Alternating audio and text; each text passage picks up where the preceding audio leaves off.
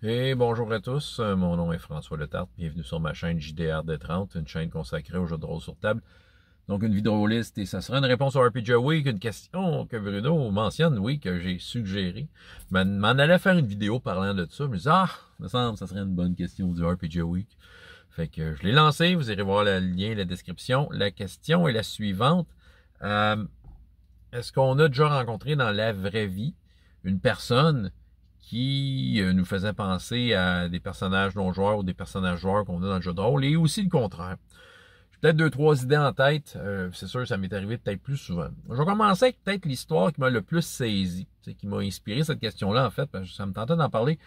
Écoute, c'est un flash que j'ai eu. All for One Régime Diabolique. Il y a une game en particulier donc, que je mentionne quand même une fois de temps en temps sur ma chaîne. Game solo que j'ai faite avec Anthony pour son personnage Martin Martel. Puis une game très très prenante parce que dedans il y avait un personnage non joueur qui était vraiment au centre de l'histoire qui s'appelait Margot, une boulangère. Puis tu sais, Anthony Martin il s'est beaucoup attaché à elle. Puis dans le fond, la pauvre boulangère à son insu, elle servait d'appât pour attirer Martin dans un piège que sa cousine à lui, Dorothea, une cruelle cousine, voulait faire. Et elle voulait, elle voulait que la boulangère soit bien son amie à Anthony, voire même peut-être son amoureuse. Puis après ça, pour pouvoir la torturer, puis essayer d'humilier Anthony, puis de montrer qu'elle est la plus forte. Puis pourquoi pas le tuer, tuer, veut dire Martin. Puis c'est ça. Puis la pauvre boulangère était condamnée quasiment quand j'ai pensé à ce scénario-là. Et oui, elle est morte, empalée et brûlée vive. C'est ça le 17e siècle. Très dark. C'est pas mon genre de game d'habitude, mais je savais que ça plairait à Anthony puis tout ça. J'aurais peut-être pu la sauver. Ça dépend ce qu'il aurait fait. Ça dépend comment il aurait joué ses cartes. C'est toute une question de timing.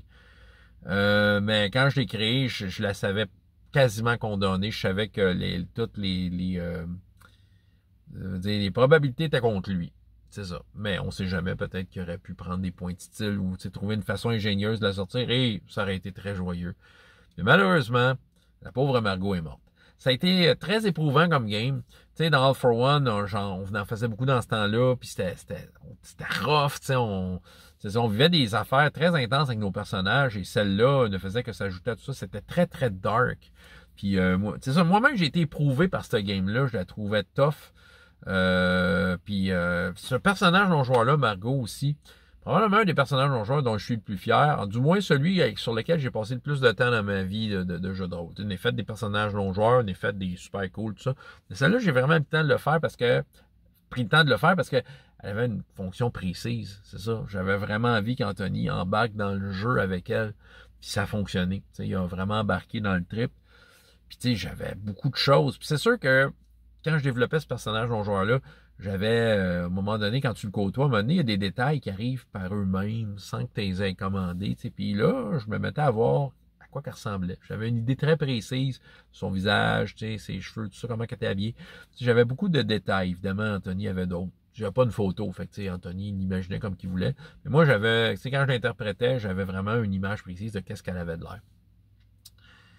Et c'est resté comme ça. Une game en plus qui a eu des répercussions sur plusieurs autres séances. Ça a été une grosse game celle-là. Puis c'est ça.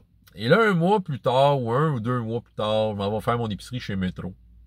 Gaétan Riendo, à Saint-Hyacinthe. Voilà une fois de temps en temps faire mon épicerie. Et là, j'arrive à la caisse. Et là, surprise.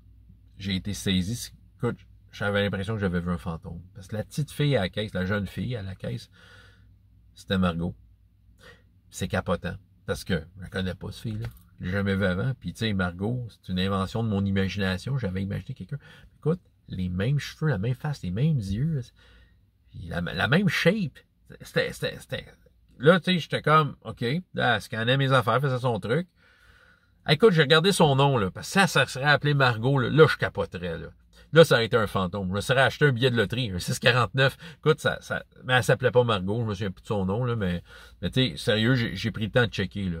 Puis là, j'ai été saisi, là. J'avais l'impression que j'avais un fantôme devant moi, parce que, surtout de la façon qu'elle est morte, Margot, c'est tellement cruel, tu sais, je me trouvais cruel comme MJ, hein. C'est pas mon genre de game, comme j'ai dit.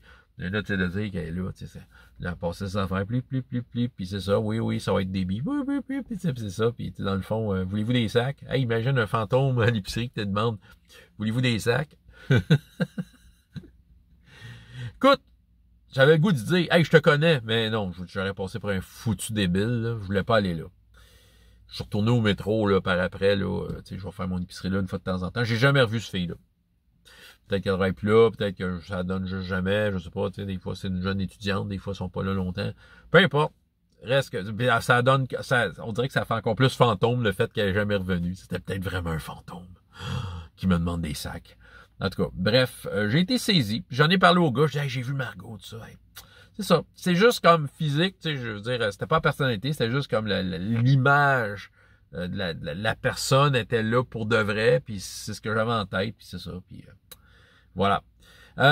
Pour le contraire, c'est sûr, je me suis inspiré de personnes de la vraie vie, mettre ça dans le jeu de rôle. Il y a un personnage donjoueur que j'ai utilisé pendant longtemps, dans les années 90 à Donjon, qui est revenu une fois de temps en temps et qui a fini sa carrière de personnage donjoueur dans True 20, l'Arme des Dragons, que j'avais fait, la campagne que j'ai sur ma chaîne.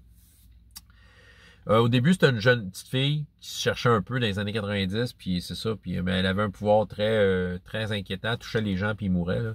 C'est ça, puis dans le fond, c'est Shaota qu'elle s'appelait. Shaota contrôle les dragons. C'est un démon qui contrôle les dragons. Fait que quelqu'un de très puissant. Petite fille, elle le savait pas. Mais je sais que dans les années 90, il y avait eu comme une affaire magique bizarre, il y a eu un voyage dans le temps, mais ils l'ont vu comme adulte. Et l'image que j'ai utilisée, et l'attitude et tout ça, j'ai pris Courtney Love. Fait que, c'est ça, Courtney Love, c'est quelqu'un qui fait jaser, qui laisse personne indifférent. J'avais une photo d'elle habillée tout en noir avec sa guitare, puis elle avait une attitude. Je dis, ah ouais, ok, ça, c'est une démon, c'est Shaota. J'avais décidé que c'était Courtney Love. Moi, ça me plaisait, ça me permettait de diriger ça. Les joueurs étaient exposés à la photo, fait qu'ils se l'imaginaient vraiment. Je me souviens qu'à l'Arme des Dragons, quand Shaota est arrivé, j'ai montré la photo à JP. Il fait, wesh! Courtney Love! On sait, là, tu sais, Courtney Love, veut dire, elle laisse personne indifférent, comme je dis, là, veut dire, c'est ça, en tout cas, pour toutes sortes de raisons. Mais reste que, c'est ça. Puis, évidemment, ils ont réussi à battre Courtney Love. Ils ont réussi à battre Shaota. Mais reste que pour moi, c'est un appui très solide. J'avais envie d'avoir un démon qui avait de la personnalité. Puis, je sais pas pourquoi, Courtney Love, pour moi, c'était le bon mix avec ses cheveux blonds. Tu sais, il y a comme un mélange entre c'est quelqu'un de gentil avec des cheveux blonds, mais c'est une méchante. En tout cas, il y avait comme pour moi, c'était facile de faire, de créer son attitude puis tout ça.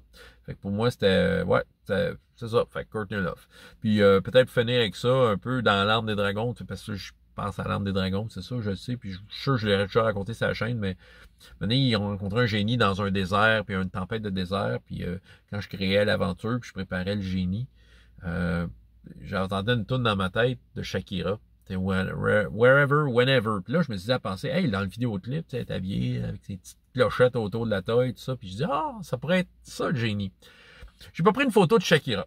Mais en faisant des recherches Google, j'ai trouvé du monde qui ont comme mis en cartoon Shakira habillée comme ça, tu sais, puis c'est ça, puis j'ai dit ça, j'ai présenté au gars, ils l'ont reconnu tout de suite. Ben c'est cool. Mais c'est ça, ben encore une fois, ça me donnait un appui, tout ça. Je me souviens que le génie est encore prisonnier de sa tempête de sable. Il est vraiment fâché contre les joueurs. Ils ont eu une façon très ingénieuse de se sauver de ce génie-là, parce que le génie essayait de les emprisonner.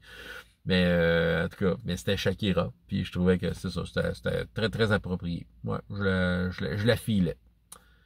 Ben c'est ça. Fait que François Letarte, ben en tout cas, c'est ça. Répondez.